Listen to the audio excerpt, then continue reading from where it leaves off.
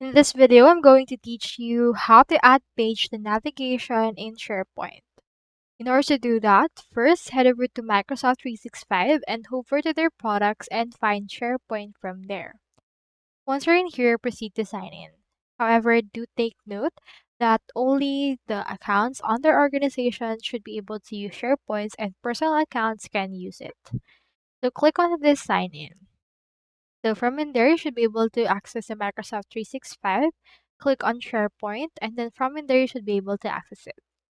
I have in here this help article that can help us customize the navigation on your site. So to do this, you need to actually have in here on the functionality of web or Windows or 2016.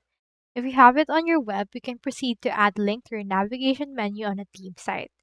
Just head over to your vertical navigation menu, click on edit, and from in there, if you have it on your horizontal, click on edit onto the side. Now hover between the existing links and you should be able to find the plus icon. With this, on the add dialog, you can choose the link for the address, add in here the display name, and also enable opening it on a new tab.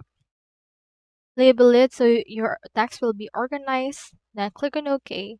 And after that, on the site pages, select the page that you want to add. Select the Add to Navigation once you're in there, and it will be added to your navigation as well instead of filling it up manually. So you can also add or edit links and labels on footers on communication site. So for example, on your footer, click on Edit, click on the plus icon from there as well, and then proceed to add the link and display name from there and click on OK. So that's all there is today, and hope this video actually helped you out.